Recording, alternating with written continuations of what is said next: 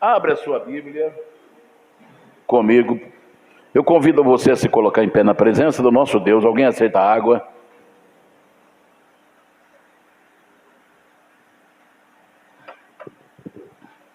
Capítulo 5 de Gênesis, lá no primeiro livro da Bíblia, 5 capítulos.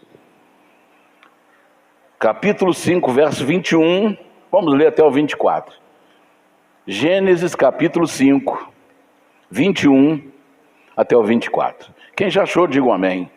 Esse é rápido porque é só abrir as primeiras páginas da Bíblia, né? Está aí. Gênesis capítulo 5, verso 21, que diz assim: E viveu Enoque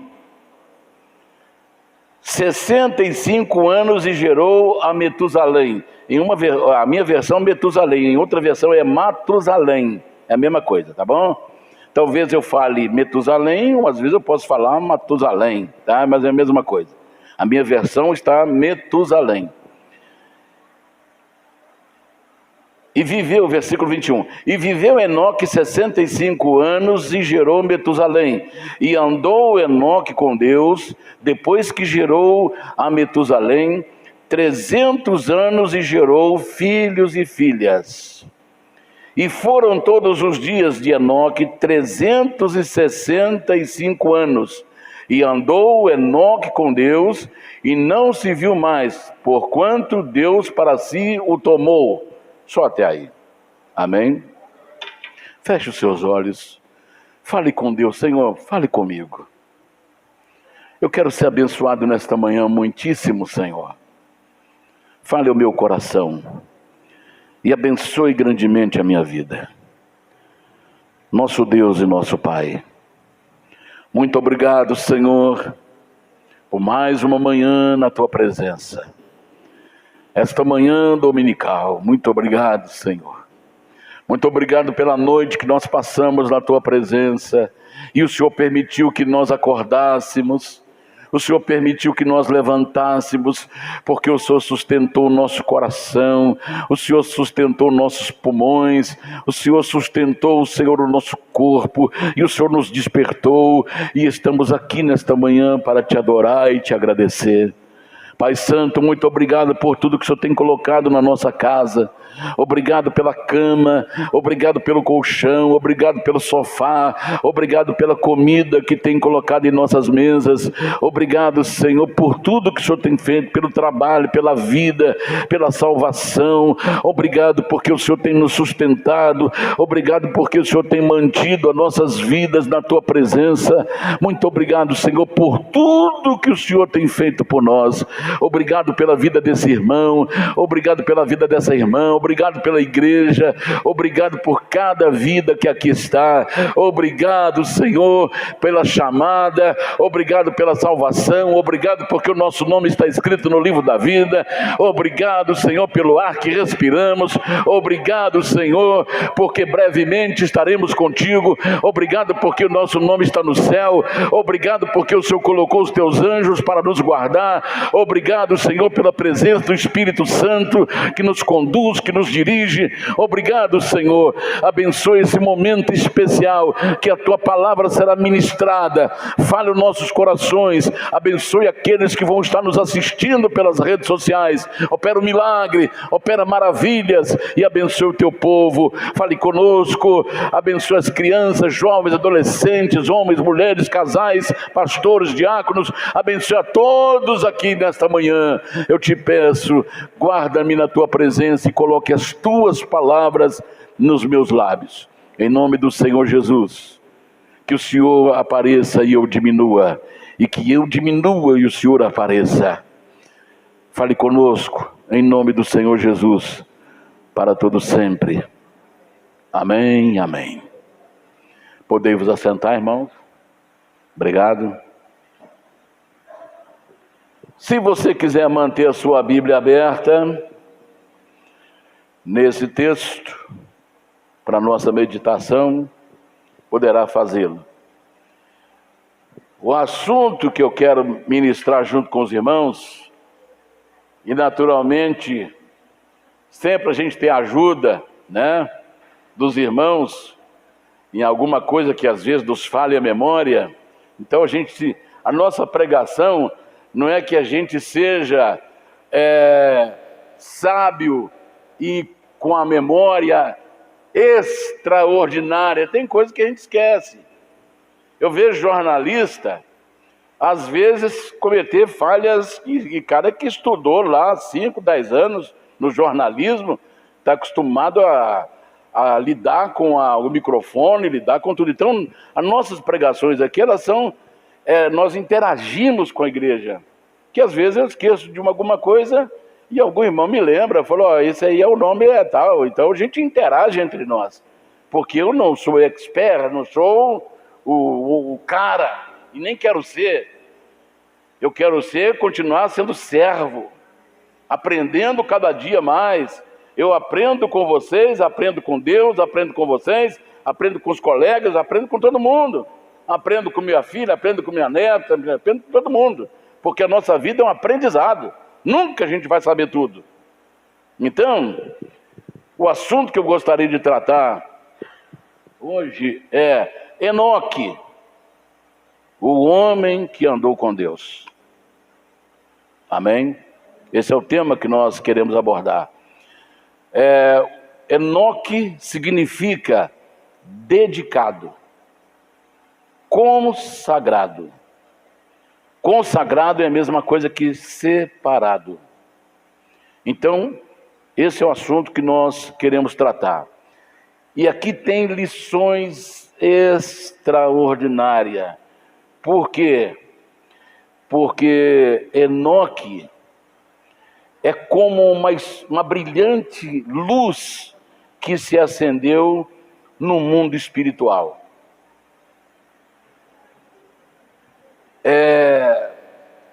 Duas coisas distintas a Bíblia fala a respeito de Enoque. A primeira, ele andava com Deus. A segunda, Deus o tomou para si. Então essas duas frases marcam, essas frases são distintas, uma andou e outra foi tomado por Deus. Então essas duas frases marcam a vida de Enoque. Então vamos, para a gente entender, vamos ver sobre a vida de Enoque no versículo 21 aí. Versículo 21. E viveu Enoque 65 anos e gerou a Metusalém. Então ele teve o seu primeiro filho aos 65 anos de idade. Então, o que parece aqui para nós, que o texto está dizendo, é que no versículo seguinte, diz assim, e andou, versículo 22, e andou Enoque com Deus depois que gerou a Metusalém. Então o que nós entendemos aqui? Que a conversão de Enoque foi após os 65 anos de idade. Aos 65 anos de idade ele teve uma experiência com Deus. Aos 65 anos ele teve um encontro, ele teve uma experiência com Deus, e depois dessa experiência, ele passou a ter a companhia de Deus e ser o companheiro de Deus. Isso aqui é muito importante. Eu posso falar que estou andando com Deus, mas Deus não está andando comigo. O que é o companheirismo? Companheirismo é estar presente. Companheirismo é quando um apoia o outro, um consola o outro. A Bíblia fala que não é bom que a pessoa ande sozinha, porque se ele cair não tem ninguém que o levante. Então o companheirismo é exatamente isso. Um ajudando o outro, um apoiando o outro, um acompanhando o outro, um consolando o outro. Isso é companheirismo. Então Enoque passou a ser companheiro de Deus, e Deus ser o seu companheiro.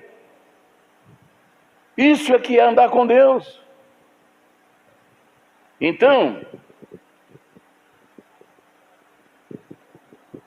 Ele se converteu aos 65 anos de idade. E ali ele passou a ter a companhia de Deus e ter Deus, ser o companheiro de Deus e ter a companhia de Deus. Então são Deus e Noé, Deus e Enoque foram companheiros. Então quero que você preste bastante atenção, que ele deu o nome no primeiro filho de Matusalém, ou Metusalém, que significa inundação. Está dando para você perceber? Que significa inundação, muita água, dilúvio de águas. Por que ele deu esse nome para o seu primeiro filho? Então, o nome do seu primeiro filho significava que já viria lá na frente um juízo divino. Significa que Deus já estava tentando chamar a atenção daquele povo antediluviano para um juízo que viria mais à frente. Então, o próprio Matusalém ou Metusalém se tornou uma testemunha andante do julgamento divino, do julgamento que estava por vir. Mas aqui cabe uma explicação: eles nunca viram uma água escorrer de chuvas, eles nunca tinham visto uma inundação, porque até aquele dia, até o dia do dilúvio, nunca houve chuvas, eles não conheciam chuvas. A terra era regada por um vapor que subia do seu interior e umedecia a superfície para poder regar as plantas. Mas ali estava Metusalém, dizendo: vai acontecer um juízo, virá muitas águas sobre o planeta. Ele não falava porque ele nem sabia disto, mas o seu nome já dizia: vem juízo por aí. Então ele foi uma espécie de juízo andante, avisando: vem um juízo brevemente, vem um juízo brevemente, porque a terra já estava começando a ser violenta. A terra já estava começando a experimentar a violência. Aí a palavra de Deus diz que veio o dilúvio, mas só Noé e a sua família acreditaram na mensagem divina, que o dilúvio ia chegar. E quem era Noé? Noé era bisneto de Enoque, neto de Metusalém e bisneto de Enoque. Isso quer dizer o que para nós? Que o que nós semeamos hoje, nós podemos colher nas próximas gerações.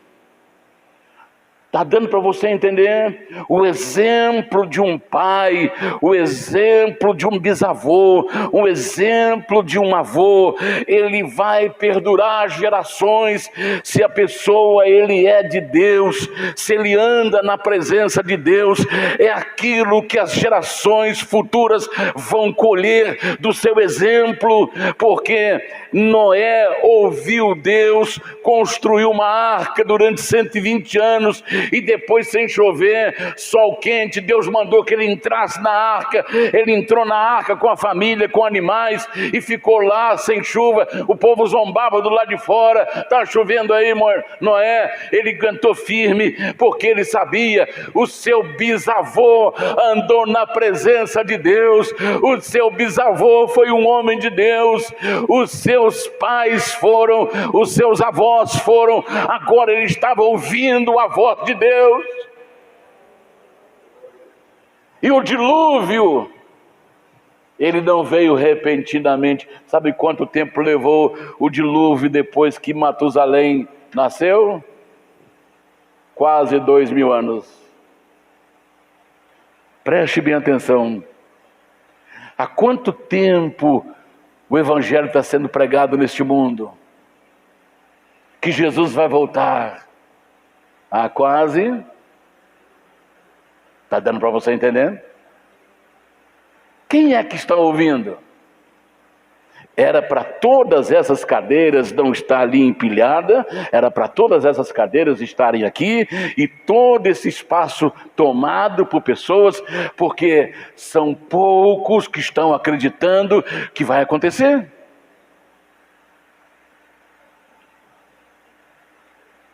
Então é por isso que você, mãe, você, pai, você tem que ficar firme, porque o seu exemplo de andar com Deus é que vai fazer com que o seu filho, com o seu neto, bisneto, tataraneto, e vai por aí afora, servir a Deus, por causa do seu exemplo, por causa do seu plantio, e depois você vai ter a sua colheita, mesmo que você já não esteja aqui mais, mas Deus está trabalhando na sua descendência. Naqueles que descendem de você. E a palavra de Deus diz que Deus faz até 1000 gerações daqueles que me amam e guardam meus mandamentos. E então o dilúvio veio 2000 anos depois que nasceu Metusalém. Está dando para você entender? Então, a maneira que nós andamos influencia nossos filhos. A maneira que nós vivemos com Deus vai influenciar o futuro das gerações. Logicamente, o mundo não vai fazer isto, mas eu tenho que fazê-lo individualmente na minha casa. Você precisa fazê-lo individualmente na sua casa, porque você estará preparando as futuras gerações da sua família. O Evangelho está sendo pregado há quase 2000 anos. E se nós fizermos aqui um paralelo, o dilúvio foi chegar depois de quase 2000 anos. Chegou o juízo. Então, o juízo divino sobre o mundo está chegando conforme o que está escrito aqui na palavra de Deus, fazendo um paralelo com o dilúvio.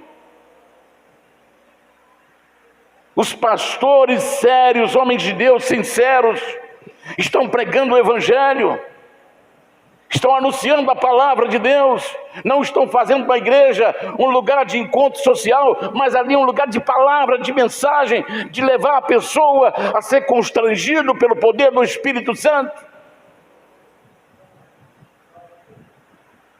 E o juízo de Deus vai chegar sobre o planeta, como chegou para as primeiras gerações antediluviana. Então nós vimos aqui agora os primeiros passos na vida de Enoque. Agora vamos ver como ele andou com Deus. Versículo 22. E andou Enoque com Deus, depois que gerou a Metusalém 300 anos, e gerou filhos e filhas. Então, Enoque viveu 365 anos. Gerou filhos e filhas. Então vamos ver o que a Bíblia diz sobre Enoque.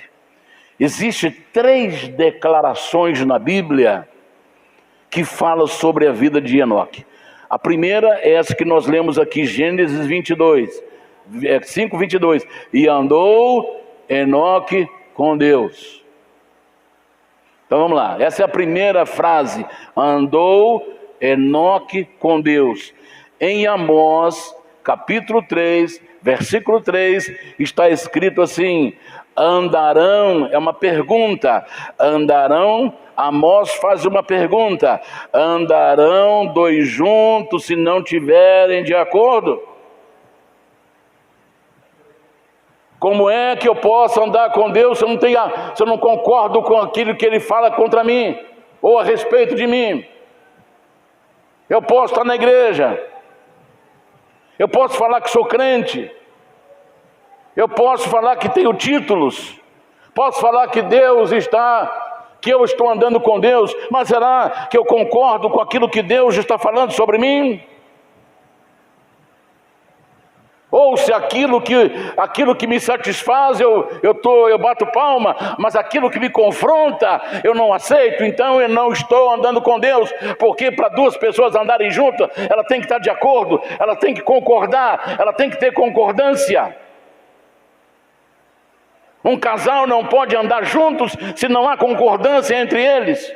Se um fala uma língua, o outro fala outra. Se um quer uma coisa, o outro quer outra. Não há concordância. Amós pergunta: andarão dois juntos se não tiverem de acordo? Não andarão. Então Enoque andou com Deus porque ele estava de acordo com Deus e Deus de acordo com ele. Por isso que andavam juntos. Havia acordo entre eles, havia concordância entre eles. Senhor, tudo que o Senhor falar sobre mim, eu aceito. E eu vou aceitar também, Enoque, a maneira que você está andando. Porque só andarão dois juntos se houver acordo, se houver concordância.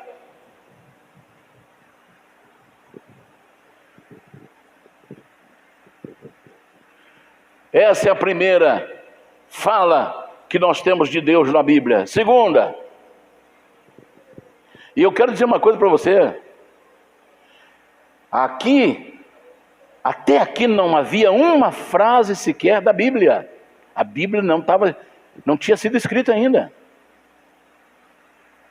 Hoje, se eu tenho uma preocupação, hoje já fizeram até textos assim: olha, você está com ansiedade, leia tal. Você está preocupado? Leia tal. Você está triste? Leia tal. Você está confuso? Leia tal. Você tem que tomar uma decisão? Leia tal. Hoje nós temos uma lista de coisas que nós podemos recorrer. Você está com problema no casamento? Leia isso. Você está com problema de saúde? Leia aquilo. Hoje nós temos uma lista que nós podemos consultar, 66 livros à nossa disposição, mas Enoque não tinha uma porção da Bíblia para ele se orientar. Era um homem que tinha tanta intimidade com Deus, que ele ouvia da própria boca de Deus o que ele deveria fazer e como ele deveria andar. Era a sua intimidade com Deus. Está entendendo? Hebreus capítulo 11, verso 5. O que Enoque fez? Primeiro, ele andou com Deus. Segundo, ele agradou a Deus. Pela fé, Enoque foi trasladado para não vir à morte e não foi achado porque Deus o trasladara. Visto como antes da sua trasladação alcançou o testemunho de que agradar a Deus. Quando Deus olha para mim, o que Ele pensa de mim? Eu estou agradando a Ele?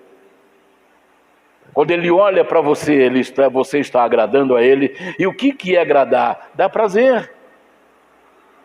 Dá prazer. Contentar. Será ser agradável? Será que Deus, olhando para mim, Ele fica contente comigo? Essa é uma pergunta que eu devo responder a mim mesmo.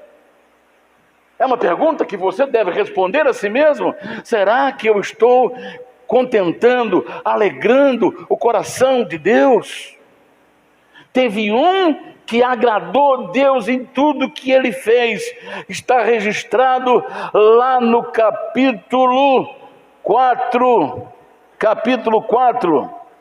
Aliás, capítulo 3 do Evangelho de Mateus, versículo 16 e versículo 17. Vamos ver aqui uma pessoa que agradou a Deus em tudo, além de Enoque, que agradou a Deus, sendo Jesus batizado, saiu ou subiu logo da água, e eis que lhe abriram os céus, e viu o Espírito de Deus descendo como pomba e vindo sobre ele.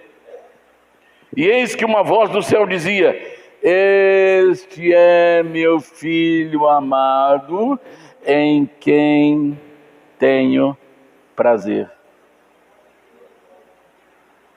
Está dando para você entender? Se Deus falou para você assim: obedeça a minha palavra, quem crê e for batizado será salvo. Se você foge do batismo, você não está agradando a Deus, você não está cumprindo a palavra dele. Está dando para você entender? Se Deus fala assim, ore, você não está orando, você não está agradando a Deus. Então Deus bradou do céu: este é meu filho amado, em quem eu tenho prazer. Com prazo é a mesma coisa que tenho muito prazer, muito contentamento, muita alegria por ele. Aleluia! Agora, aqui cabe uma explicação. Lá no capítulo 37 de Salmos, versículo 4, está lá escrito assim: agrada-te do Senhor e Ele satisfará os desejos do seu coração. Agradar a Deus é uma coisa, agradar-te de Deus é outra coisa. Enoque andou com Deus e agradou a Deus, por isso ele foi trasladado. Esse foi o porquê da trasladação, do arrebatamento, da ida de Enoque em corpo físico para o céu. Ele foi levado em vida, ele não experimentou a morte, ele foi trasladado porque ele agradou a Deus. Só serão arrebatados, trasladados aqueles que agradam o Senhor. Jesus está voltando aí. Será que nós estamos agradando a Deus? Serão arrebatados aqueles que agradam a Deus. Muitos não vão experimentar a morte porque agradam a Deus. Paulo fala sobre isto. Agora, agrada-te do Senhor é outra coisa. É eu ter contentamento em Deus. Será que Deus me dá prazer? Será que eu tenho alegria em Deus? Será que eu tenho satisfação em Deus? Será que eu estou contente com Deus? É isso que quer dizer? Às vezes para ir na igreja é um peso. Eu não queria ir hoje. Então você não está satisfeito com Deus. Você não está tendo prazer em Deus. Quem não gosta de ouvir Bíblia, a palavra de Deus, não está gostando de Deus. E como ele vai ter os seus desejos satisfeitos se ele não gosta de Deus? Agradar a Deus é uma coisa, deleitar-te no Senhor é outra coisa. Agrada-te do Senhor é outra coisa. Agradar-te do Senhor é ter prazer em Deus. O salmista Davi disse: alegrei-me quando me disseram. O que é que disseram? Vamos à casa de Deus. Como tem sido a sua vinda para a casa de Deus? Com alegria? Aquele pastor vai ficar lá falando quase uma hora. Vou lá não. Tem almoço para fazer, então Deus não está sendo prioridade na sua vida.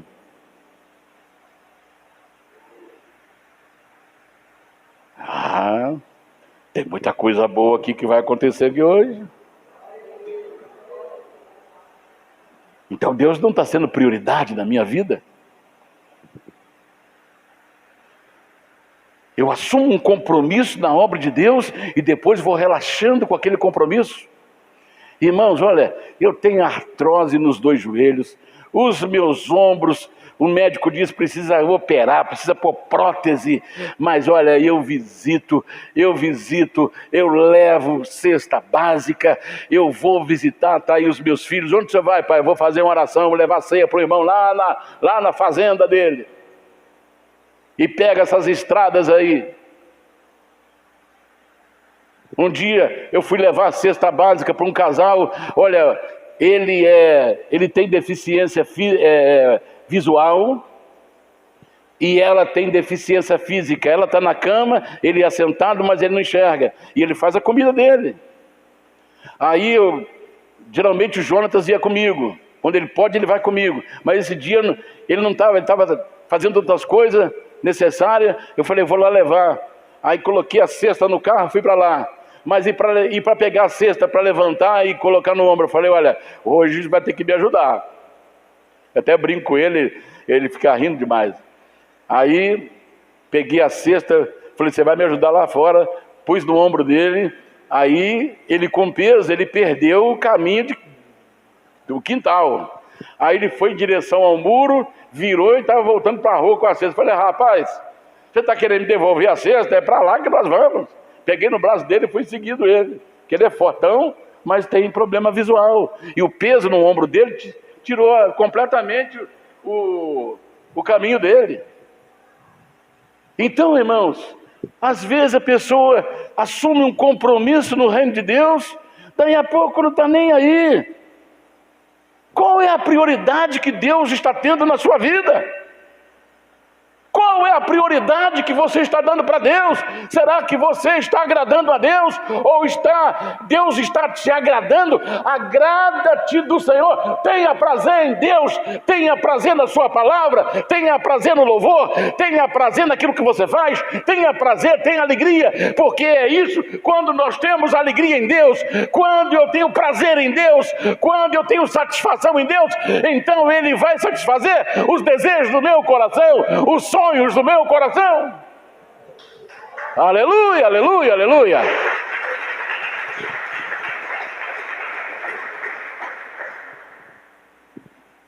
Tenha prazer no Senhor.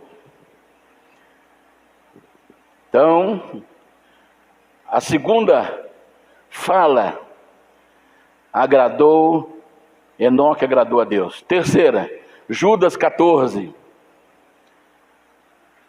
Enoque foi uma testemunha de Deus.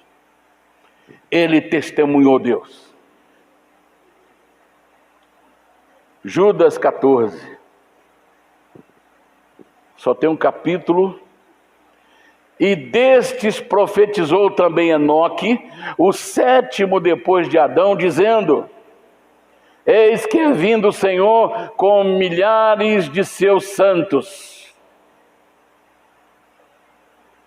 Então, Enoque profetizou a vinda do Senhor.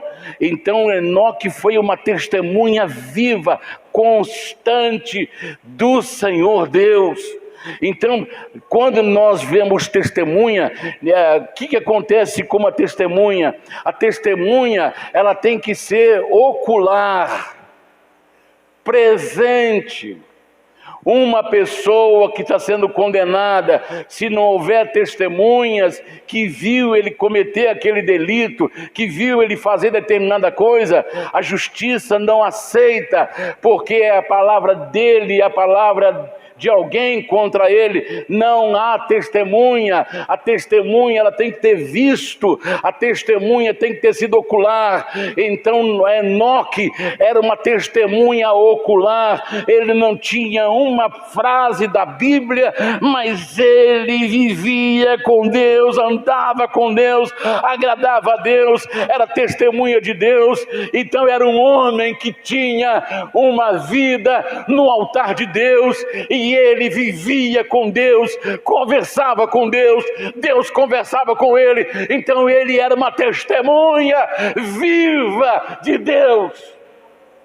Ele era uma testemunha ocular, porque ele viu Deus.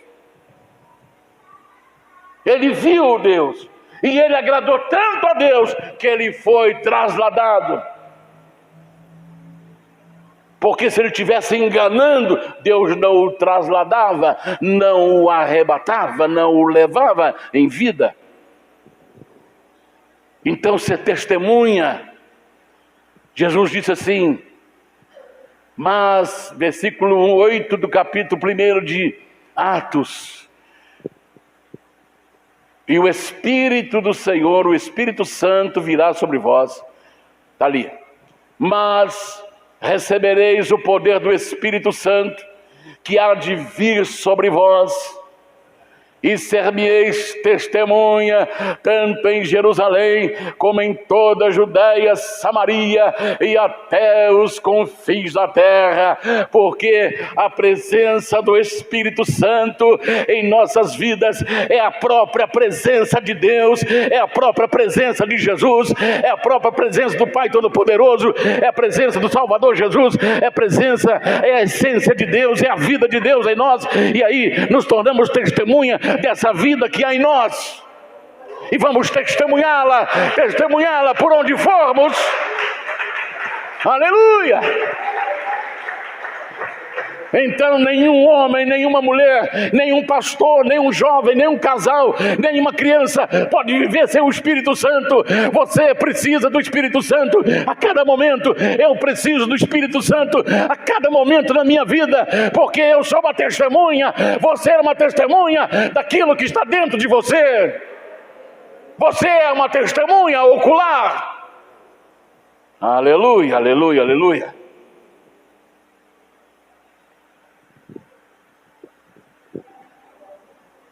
Enoque foi uma testemunha.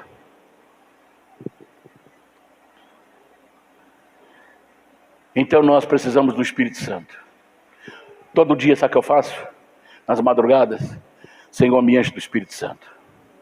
Me enche do Espírito Santo. Enche os pastores do Espírito Santo. Encha os irmãos do Espírito Santo. Encha a igreja do Espírito Santo. Esse é meu pedido todo dia, todo dia, todo dia, todo dia. Porque para mim ser testemunha, tem que acontecer comigo. Como é que eu vou testemunhar uma coisa que não aconteceu comigo? Como eu posso ser testemunha? Jesus falou, vocês serão minha testemunha depois que o Espírito Santo virá sobre você. E Enoque andava cheio do Espírito Santo todo dia, todo dia, todo dia, todo dia, todo dia. Preste atenção no que eu vou falar agora. A igreja, ela tem esse compromisso com Deus. Ela foi constituída na terra para poder colocar os santos em ordem, para que eles sejam homens abençoados, para que sejam homens preparados, mulheres preparadas, para o grande dia de encontrar-se o Senhor. Essa é a missão da igreja. Pregar e, ao mesmo tempo, edificar o corpo de Cristo. Então preste atenção agora. Em Efésios capítulo 4, verso 11 ao 16, nós temos ali a constituição da igreja. Constituição é a mesma coisa que organização, a formação da igreja. Efésios capítulo 4, verso 11. Olha o que diz aí. Aqui Deus está dando as ferramentas para a igreja. Preste atenção agora, por favor. Deus está dando as ferramentas para a igreja. Ele mesmo deu uns para apóstolos. Mas não existe apóstolo hoje como os apóstolos antigamente. O que é o apostolado? É aquele que foi a testemunha ocular. Às vezes uma pessoa se intitula apóstolo, mas não como no tempo dos tempos bíblicos. Porque hoje não existe mais apóstolo como no tempo bíblico. A pessoa recebe esse título e às vezes um litro de óleo na sua cabeça e diz que é apóstolo. Apóstolo é quem esteve presente com Jesus. Por isso que Paulo, ele é considerado apóstolo, porque ele foi lá nos lugares onde Jesus passou antes de começar a pregar. Ele investigou 3 anos antes de começar a pregar. Antes de começar a falar de Jesus, ele investigou 3 anos. foi nos lugares onde Jesus passou e conversou com as pessoas que viveu com Jesus, no nascimento de Jesus, no crescimento de Jesus, na vida de Jesus. Ele conversou com todo mundo durante 3 anos. Aí depois que ele começou a pregar, que ele se tornou uma testemunha ocular, vendo, conversando com as pessoas pessoalmente a respeito de Jesus.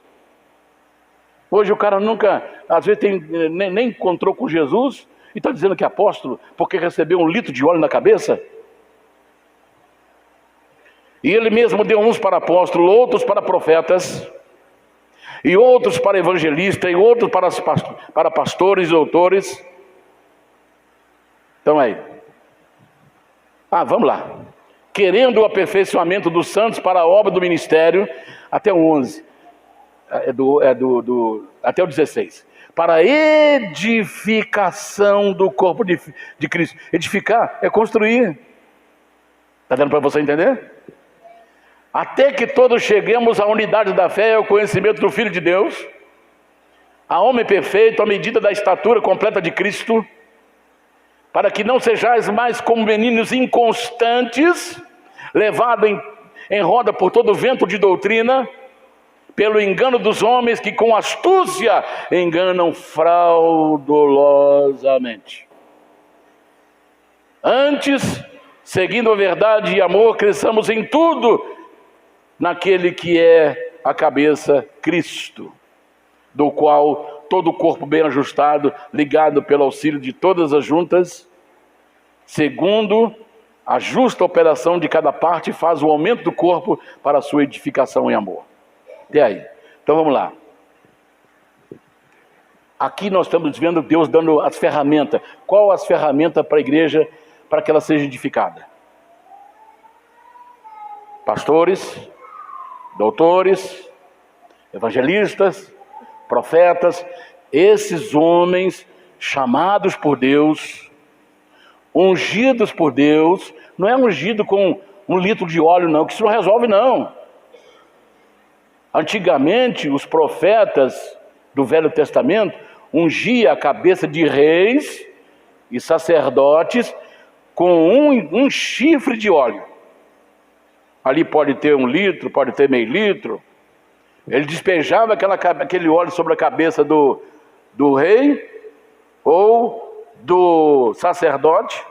Ali ele estava ungido.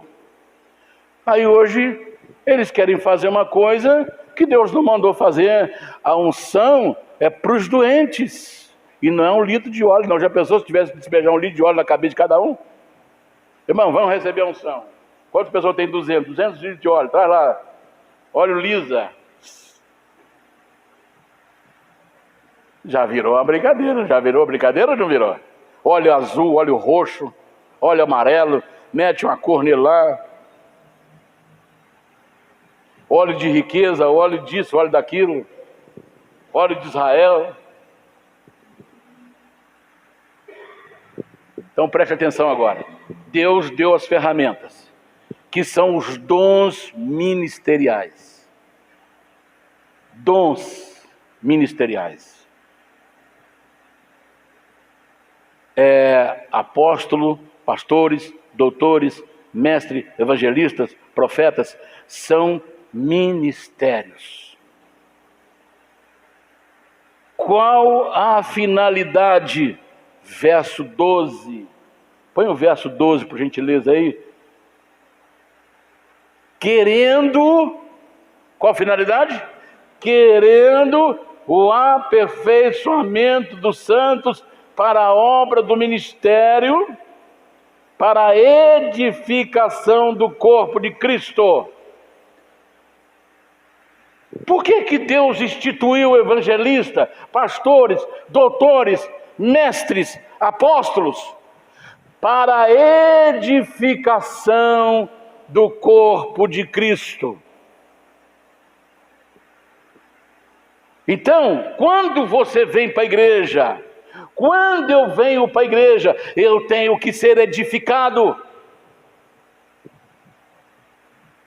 A minha vida tem que melhorar. Na minha estada aqui na igreja, eu tenho que melhorar pelo menos 1 grau. Eu tenho que ser edificado. Eu vou lá na igreja para me ser edificado, seja no meu casamento, seja na minha família, seja com meus filhos, seja com o meu trabalho, seja com os meus relacionamentos, seja com a minha vida pessoal, com a minha vida particular, com a minha vida com Deus. Então eu vou na igreja para me ser edificado. Guarde bem isso.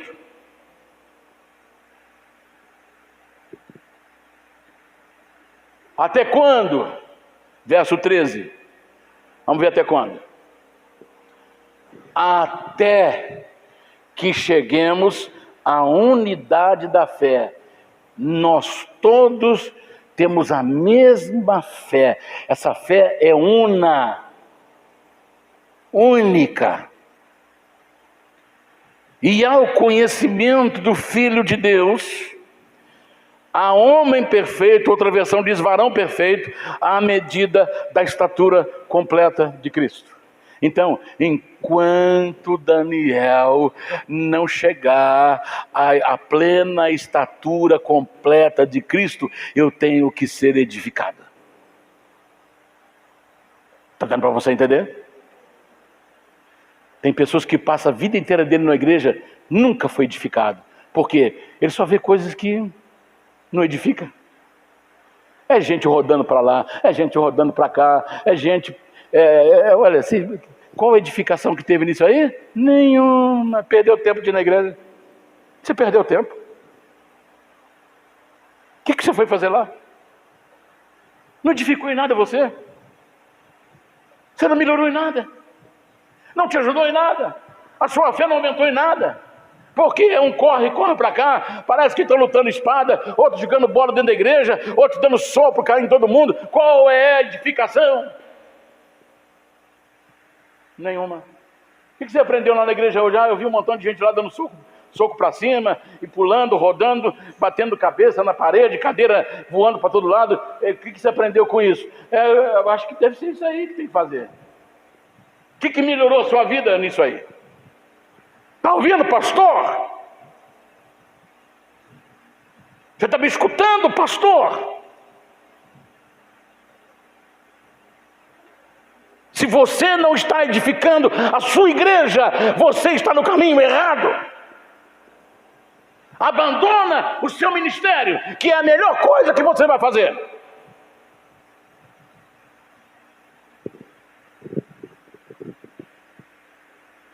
Até quando? Atermos ser completos em Cristo. E não podemos parar. Agora, existe aqui uma questão importante. Para que não sejamos enganados. Veja o versículo 14. Eu vou correr, tá? Olha aqui. Olha o papel da igreja. Olha o papel dos ministérios da igreja. Para que não sejamos mais menino. Menino é enganado à toa. Um dia uma mulher quis raptar uma criança, pegou um pacotinho de bala assim, a criança estava sozinha na rua, apontou um pacotinho de bala para ela, que um pacotinho de bala ela foi pegar e falou, não, entra aqui no carro aqui. Aí quando a menina começou a entrar no carro, a mãe dela viu, foi lá correndo e pegou ela, e a mulher arrancou com o carro e foi embora, porque a criança foi atraída com um pacote de bala. Então criança, ela é enganada com facilidade. Então Paulo, a palavra fala, para que não sejamos mais meninos, levados por toda a roda e vento de doutrina, pelo engano dos homens, que com astúcia enganam fraudulosamente. Eles usam a fraude. Preste atenção agora. Eles usam uma fraude. Fraudar. Por exemplo, se tem 20 pacotes, eu ponho 30, mas tem 20. Isso é fraude. Só para você entender o que é fraude. É engano, é mentira. Então preste atenção agora. Primeira coisa, os enganadores, que estão muitos deles nos púlpitos, eles exploram as suas ovelhas. e exploram. Dízimo é bíblico, oferta é bíblico, passou disso é fraude. Está dando para você entender? Vou te dar um exemplo aqui. A minha esposa, a pastora Marta, ela foi coordenadora de mulheres muitos anos. Aí houve um congresso aqui em Juiz de Fora, da denominação, Congresso de Mulheres. Aí ela convocou todas as irmãs da igreja e falou: irmão, vamos ter nosso congresso lá em tal lugar. Não vou dizer o nome do lugar, mas vai tal lugar. Aí as irmãs já foram direto para lá, para o congresso. Aí quando a pastora chegou lá, as irmãs estavam tudo lá de fora. As irmãs a pastora chegou e falou assim: olha, o que vocês estão fazendo aqui, irmão? Porque vocês já não entraram. Falou: não, eles estão cobrando uma taxa para a gente entrar. Estão cobrando uma taxa para você entrar. Ela falou: não. Pediu lá, chamou alguém e falou assim: coordenadora lá. Chamou a coordenadora. Falou assim: por que as irmãs não estão deixando as irmãs entrar? Porque tem que pagar uma taxa. Ela falou: olha, é o seguinte, se for para pagar taxa para entrar, elas já são dizimistas na igreja, são ofertantes na igreja, já pagam a taxa de grupo de mulher, então se elas tiver que pagar para entrar, eu vou voltar com todo mundo agora para trás. Na mesma hora, abriram a porta e deixaram elas entrar. Por quê? Isso é fraude. São os homens fraudulentos, muitos deles estão nos púlpitos, vendendo areia de Israel, vendendo terra de Israel, vendendo óleo de Israel, vendendo tijolinho, vendendo feijão, vendendo chave, vendendo lencinho, vendendo água do poço de Jacó. Aquela água nunca foi do poço de Jacó, que não pode sair com nada de Israel. Não pode sair com terra de Israel, não pode sair com areia de Israel, não pode sair com água do Rio Jordão, não pode sair com óleo de Israel. É mentira, isso é fraude. Pastor, você que está fraudando, você vai cair no juízo de Deus. Deus deu os apóstolos, profetas, pastores, doutores, para que nós não sejamos enganados de forma fraudulenta. Segundo, você entra numa igreja, está tudo apagado, aquela escuridão, aquelas trevas, mas o LED está piscando para todo lado. O que significa isso? A Ana Paula Valadão, ela foi muito feliz numa fala que ela teve essa semana. Ela foi muito corajosa porque ela se levantou contra a sua própria instituição, a sua própria denominação que faz isso. Ela disse assim: entra na igreja aquela escuridão em LEDs piscando. Qual a finalidade disso? Provocar a hipnose. Eu estava vindo à noite ontem, se não foi, me falha a memória, com a Thalita. Falei: Thalita, quando nós entramos no recanto, as luzes, eles estão mudando agora, tudo luz de LED, estava tudo piscando. E na rua, eu falei: Thalita, só de olhar para aquela luz piscando ali, tudo piscando, forte, forte, forte, eu comecei a dar enjoo no estômago. Então, quando você entra num ambiente escuro, com LEDs piscando, você é automaticamente levado a uma hipnose, e tudo que pedir a você, você vai fazer. Esses são os ganadores, os fraudulentos. Está dando para você entender?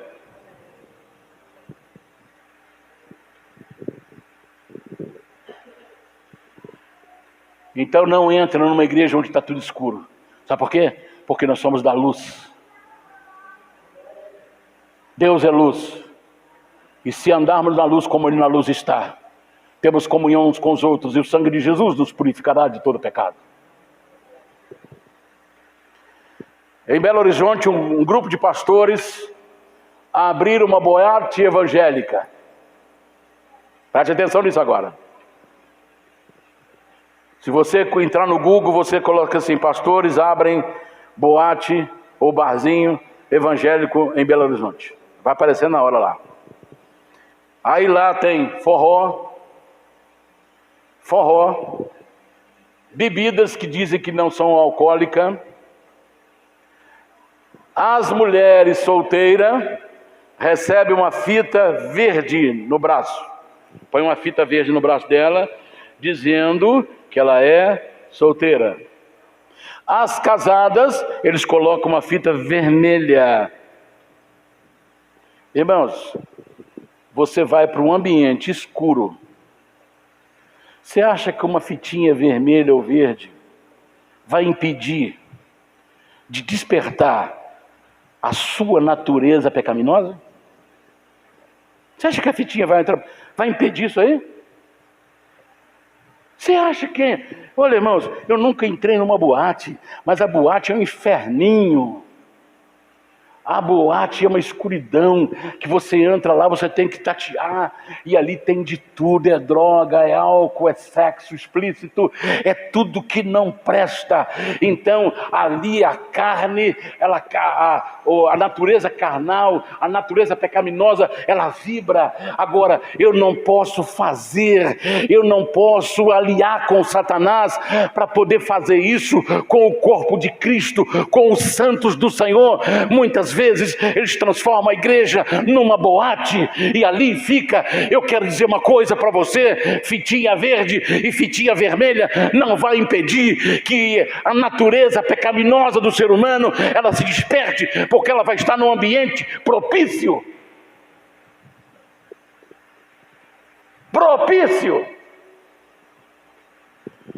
Você acha que Satanás não vai aproveitar a chance e mandar um cara lá para destruir? Ele vai olhar quem está com a fita vermelha, que é casada, para destruir aquele casamento? Você acha que o diabo é trouxa?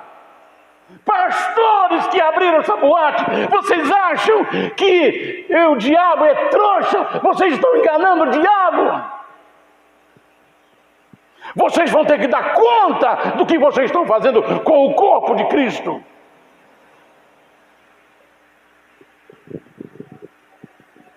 Aleluia. Pensa bem na hipnose. Luzes piscando. Se um dia você entrar aqui e a luz estiver tudo apagada e tiver LED piscando para todo lado, não entre.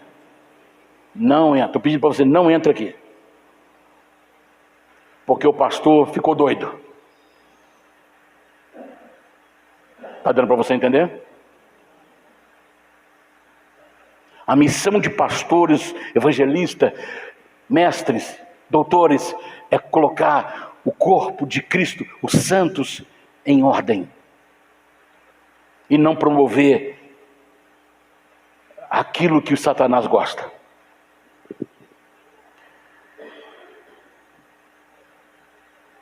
Fita nenhuma vai impedir a pessoa de os desejos da carne envolver. A sua natureza pecaminosa vai ser despertada. Eu já estou indo para os finalmente, tá, irmãos? O tempo de vida de Enoque, verso 23. E foram todos os dias de Enoque 365 dias. Então Enoque viveu 365 dias. Vamos tirar 65 aqui, foi quando nasceu Matusalém. E foi exatamente aí que ele se converteu. Então quantos anos Enoque andou na presença de Deus? Cadê os bons de matemática aí? Hã? Pode falar. 300 anos de fidelidade. Quantos anos você tem de cristão? 300 anos andando na presença de Deus. O filho dele, Matusalém, viveu muito mais. Viveu quase 900 anos. Por que ele viveu só 365 dias? Porque Deus falou: não, chegou a hora, você me agradou tanto que eu vou te levar. Convida. Deu para entender? Só ele e Elias não experimentaram a morte. Elias foi arrebatado num carro de fogo e ele foi trasladado, que é o mesmo sentido, foi levado vivo, em físico.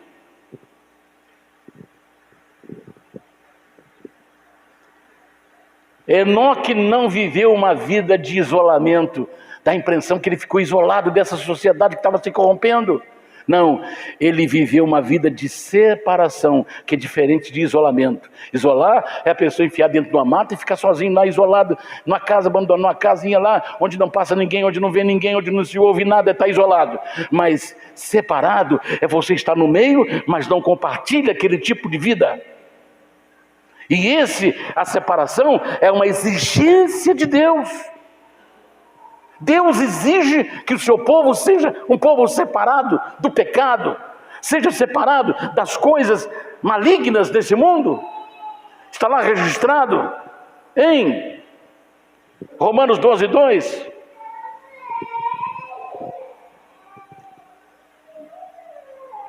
E não sedes conformados com este mundo, mas sedes transformados pela renovação do vosso entendimento, para que experimenteis qual seja a boa, agradável e perfeita vontade de Deus.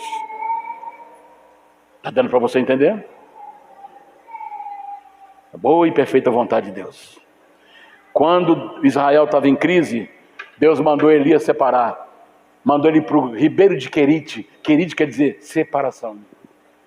Mandou ele separar daquela bagunça que Jezabel e Acabe estavam aprontando em Israel. Separa-te, enquanto eu cuido da situação. Então, quando nós estamos separados das coisas do curso desse mundo, do sistema do mundo, então Deus está trabalhando. Deus está nos fortalecendo e trabalhando naquilo que nós estamos pedindo. Mas se não houver separação, se houver conformidade com o mundo, Deus não vai agir na nossa vida, nem na nossa casa, e nem na nação que nós desejamos que haja. Porque está tudo embolado. Deus ordena, saia da Babilônia. Apocalipse 18, verso 4. E Apocalipse 17, 5, 6. Já estou indo para os finalmente, tá? Mas já estou encerrando. Vou encerrar na hora certa. Eu não posso deixar de complementar esse texto. E ouvi outra voz do céu que dizia: sai dela, povo meu, para que não sejais participantes dos seus pecados e para que não incorrais nas suas pragas.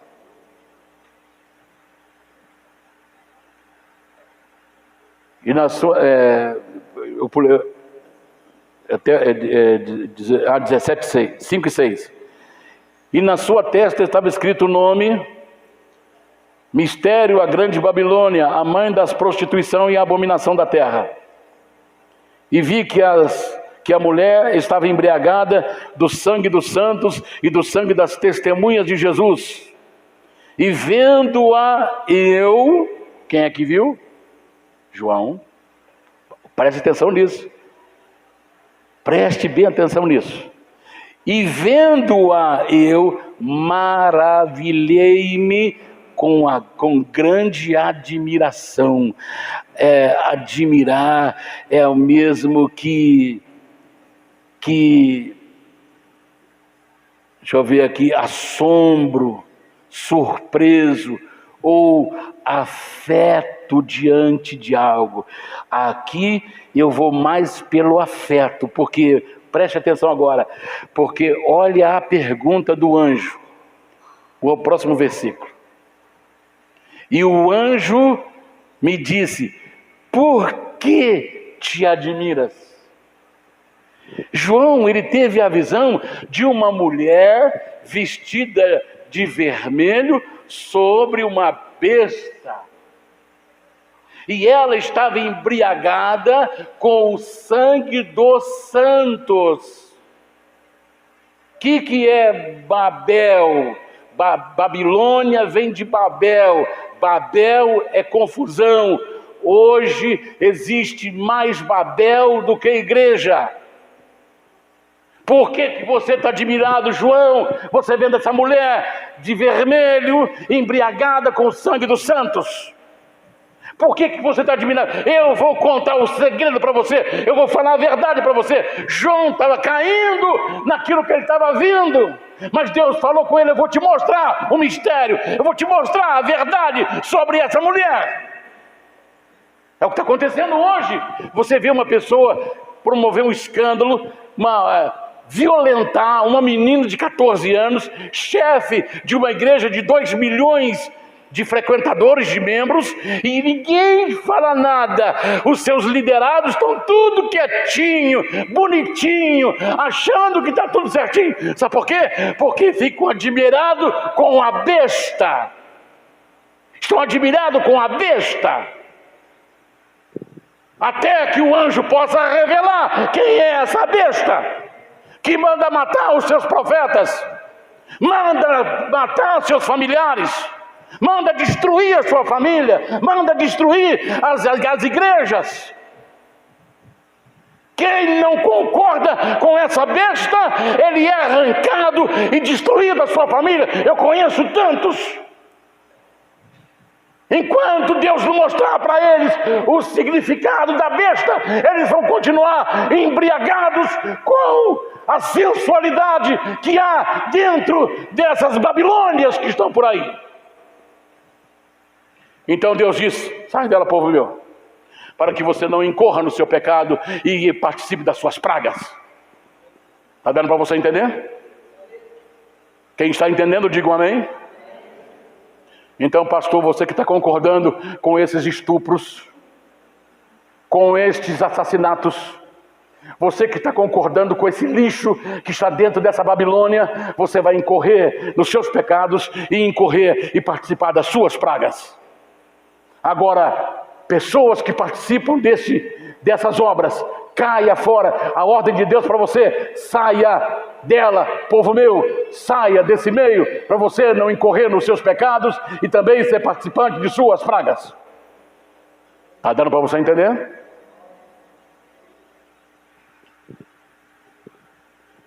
Eu já encerro. É por isso que muitos cristãos não estão falando nada quietinho, porque estão embriagados com a sensualidade. Você chega na igreja, você vê na igreja, o cara está lá com a roupa sensual. Aquela roupa colante. Pastor, rapaz, com aquela roupa colante. A minha está colando aqui por causa do...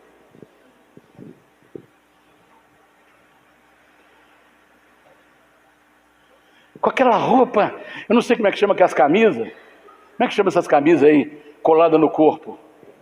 Hein? Não estou entendendo. Baby look? Meu Deus! Baby look! O cara de baby look está lá ministrando a palavra de Deus. Se ele é o pastor, se ele é o exemplo, se ele é o que dá a direção para o rebanho, está de baby look, o que vai viver os membros? Hein? Como é que vai ficar os membros? Hã? Então, pastor, você de baby look, põe a sua barba de molho. Põe a sua barba de molho. Que o juízo de Deus está vindo aí. E você será culpado por cada ovelha que você fazer tropeçar, que você fizer tropeçar. E você, irmão, que está aí participando disso, não tem edificação nenhuma. E você está gostando disso porque você está embriagada com o sangue dos santos também, que ela está promovendo.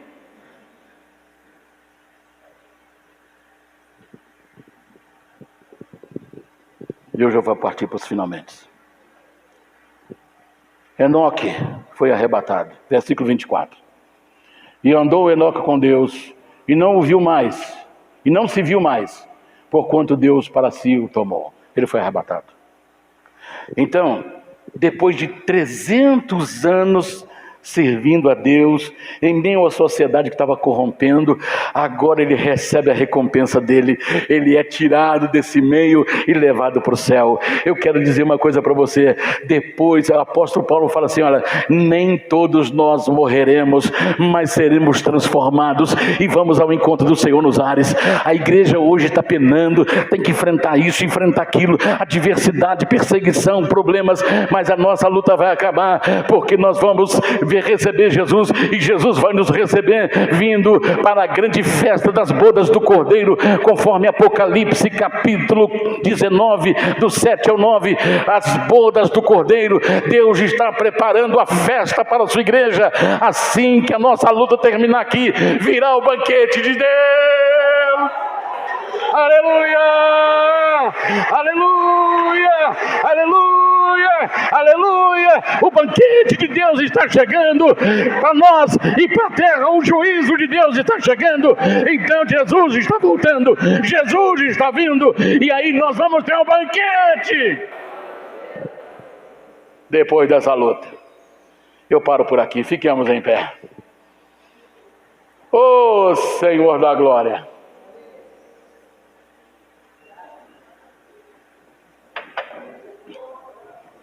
Aleluia! Feche os seus olhos, por favor. Fala, Senhor, me encha do Espírito Santo. Me encha do Espírito Santo. Faça a sua oração agora. O Senhor está aqui. Aleluia, aleluia! Que maravilha, Senhor! Que glória, Senhor! A tua presença é real aqui no nosso meio. Aleluia, aleluia, aleluia! Aleluia! Aleluia! Oh Senhor, eu te amo, eu te adoro. O Senhor estabeleceu pastores, doutores, mestres, evangelistas, profetas, apóstolos, pastores, para a edificação do corpo de Cristo, para que ele possa atingir a maturidade da estatura plena de Cristo. Aleluia! Então, Senhor, nos ajude, não nos deixe desviar, nem para a direita, nem para a esquerda, não nos deixe enganar fraudulosamente o teu povo, mas aqueles que estão enganando com fraude a tua igreja, vendendo objetos, fazendo da igreja uma boate, fazendo da igreja um inferninho, despertando os desejos da carne, despertando, Senhor, a natureza pecaminosa dentro da igreja, que é o lugar onde não podia acontecer. Senhor, venha socorrer a igreja, venha socorrer o teu povo e encha a tua igreja do Espírito Santo. Aleluia, aleluia. Encha, Senhor, encha a minha vida, enche os pastores, enche os irmãos, enche a tua igreja, enche o teu povo do Espírito Santo, enche a tua igreja do Espírito Santo, enche os meus filhos do Espírito Santo, enche os meus netos do Espírito Santo, enche a minha nora, enche meu genro, enche os pastores, enche suas esposas, enche as suas famílias, enche os seus filhos, enche teu filho que está aqui, enche a tua filha que está aqui, enche essa criança, enche esse pai, enche essa mãe, enche esse diácono, enche essa criança do Espírito Santo, enche a tua igreja, enche a tua igreja, enche a tua igreja. Uma grande estrela do céu cairá, destruindo as fontes das águas, envenenados muitos homens morrerão. Na quarta vez o sol perderá a luz, a lua não terá aquele